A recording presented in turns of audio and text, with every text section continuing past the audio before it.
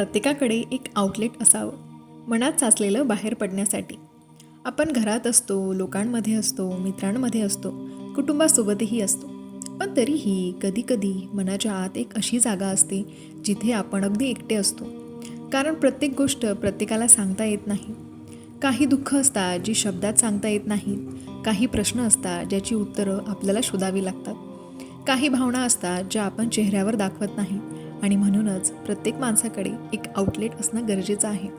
एक अशी जागा, एक अशी व्यक्ती, एक अशी सवय किंवा एक असा मार्ग जिथे मनावरचं ओझं थोडं हलकं करता येईल.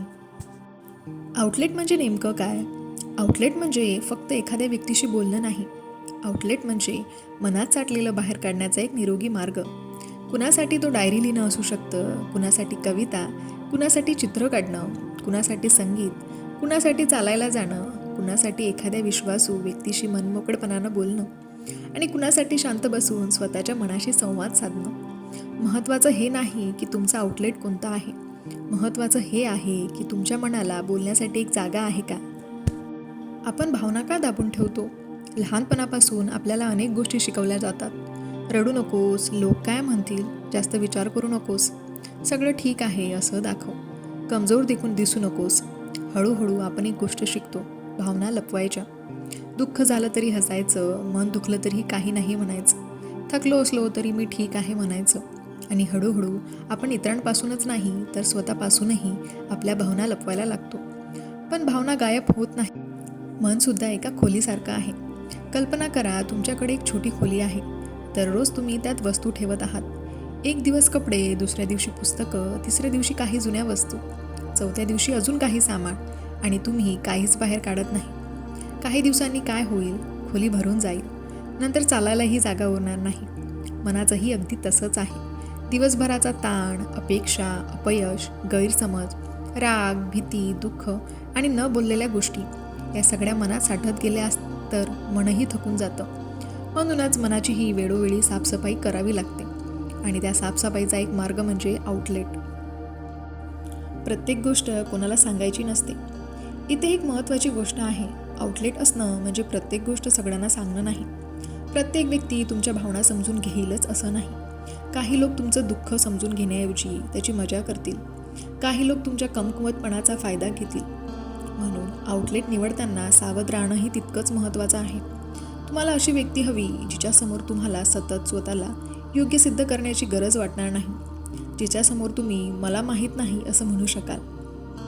जिच्यासमोर तुम्ही शांत राहिलात तरी ती शांतता समजून घेईल. आणि सर्वात महत्त्वाचं, जिच्यासमोर तुम्ही स्वतःसारखे राहू शकाल.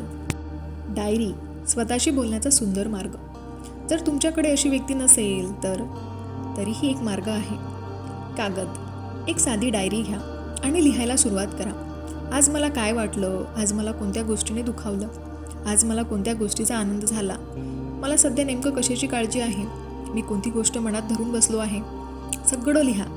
व्याकरणाची चिंता करू नका, सुंदर अक्षराची चिंता करू नका, कोणी वाचणार आहे का याची चिंता करू नका. कारण कधीकधी आपल्याला उत्तर नको असतात, आपल्याला फक्त मनातलं बाहेर काढायचं असतं.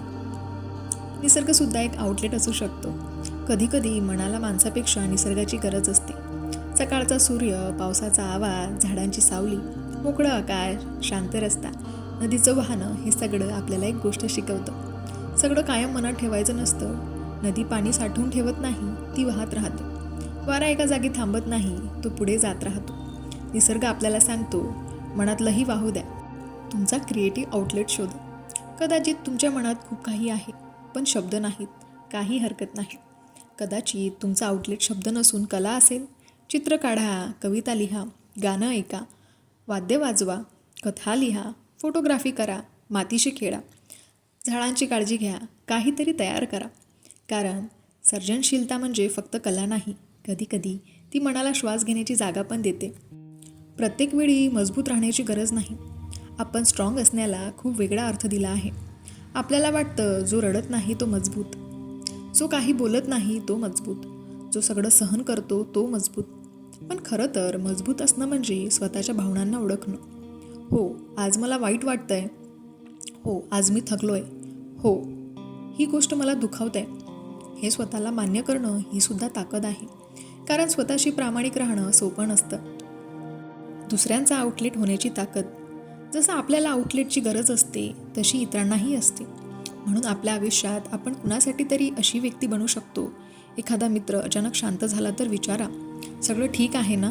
एखादी व्यक्ती सतत हसत असली तरी तिच्या मनात काहीतरी असू शकतं. प्रत्येक दुःख दिसत नाही.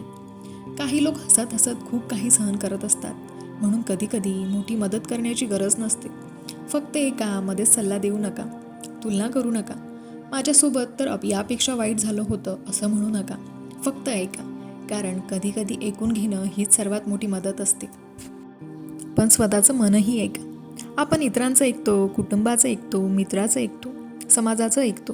पण एक प्रश्न स्वतःला किती वेळा विचारतो, माझं मन काय म्हणतंय? आपल्याला काय हवं आहे? कशामुळे आनंद मिळतो? कशामुळे थकवा येतो? कोणत्या गोष्टीपासून थोडं अंतर हवं आहे? कोणत्या गोष्टीला नाही म्हणायची गरज आहे?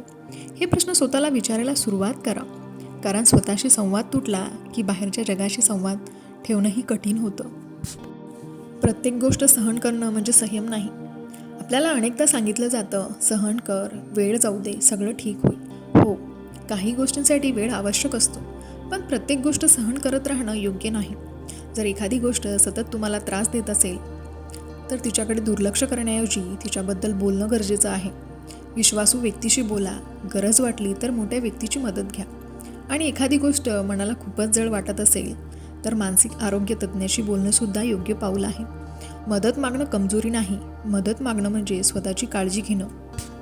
एकांत आणि एकटेपणा वेगळे आहेत. एकांत म्हणजे स्वतःसोबत राहण्याची निवड आणि एकटेपणा म्हणजे लोकांमध्ये असूनही मनाने एकटं वाटणं. म्हणून काही वेळ स्वतःसोबत घालवणं चांगलं आहे. पण जर सतत मन खूप एकटं वाटत असेल तर कोणाशी बोलणं महत्त्वाचं आहे. मनाला कायम बंद खोलीत ठेवू नका. त्याला प्रकाश हवा असतो, हवा हवी असते आणि कधीकधी एका समजून घेणाऱ्या आवाजाची गरज असते. आज स्वतःसाठी एक आउटलेट तयार करा. आज रात्री झोपण्यापूर्वी एक साधं काम करा. एक कागद घ्या आणि 3 प्रश्न लिहा. सध्या माझ्या मनात काय आहे? दुसरा, कोणती गोष्ट सोडून द्यायची आहे? आणि तिसरा, मला कोणती गोष्ट मनापासून सांगायची आहे? उत्तरं लिहा. कदाचित काही उत्तरं लगेच मिळणार नाहीत. काही हरकत नाही. स्वतःला वेळ द्या. मन उघडण्यासाठी घाईची गरज नसते. आता शेवटचा संदेश. आयुष्य नेहमी सुंदर नसतं. कधी दिवस खूप चांगला असतो तर कधी खूप कठीण. कधी आपण जिंकतो तर कधी हरतो. कधी लोक आपल्याला समजून घेतात, कधी नाही घेत. पण या सगळ्या प्रवासात एक गोष्ट विसरू नका. तुमच्या मनाला एक आउटलेट द्या. मनात सगळं साठवून ठेवू नका. बोलायचं असेल तर बोला. रडू येत असेल तर विश्वासू व्यक्तीसमोर भावना व्यक्त करा. लिहायचं असेल तर लिहा. कला करायची असेल तर करा. निसर्गात वेळ घालवायचा आहे, घालवा. शांत बसा, स्वतःशी बोला आणि गरज वाटली तर मदत मागा. कारण मन हे कचरापेटी नाही. ती प्रत्येक गोष्ट त्यात टाकत राहायची. मनाला जागा हवी, शांतता हवी, समजून घेणं हवं आणि सर्वात महत्त्वाचं, मनाला बाहेर पडण्याचा एक मार्ग हवा. म्हणून आज स्वतःला एक प्रश्न विचारा, माझं आउटलेट काय आहे? जर उत्तर सापडलं नसेल तर आजपासून तो शोधायला सुरुवात करा. कदाचित तुमचा आउटलेट एखादी डायरी असेल, कदाचित एखादी कविता, कदाचित एखादा मित्र, कदाचित निसर्ग आणि कदाचित तुमची कला, किंवा कदाचित स्वतःशी केलेला एक प्रामाणिक संवाद. आणि लक्षात ठेवा, मन मोकळं करणं म्हणजे समस्या संपवणं नाही, पण त्या समस्येचं ओझं एकट्याने वाहणं थांबवणं नक्कीच आहे. तुम्ही एकटे नाही, तुमच्या भावनांना किंमत आहे आणि तुमच्या मनालाही एक सुरक्षित जागा मिळायला हवी. जर हा व्हिडिओ तुमच्या मनाला स्पर्शून गेला असेल तर हा व्हिडिओ अशा व्यक्तींसोबत नक्की शेअर करा जिला कदाचित आज फक्त कोणीतरी ऐकून घ्यावं अशी गरज आहे. आणि कमेंटमध्ये एकच गोष्ट लिहा, माझा आउटलेट हा आहे. कदाचित तुमचं एक वाक्य दुसऱ्या कोणाला स्वतःचा आउटलेट शोधण्याची प्रेरणा देईल. धन्यवाद.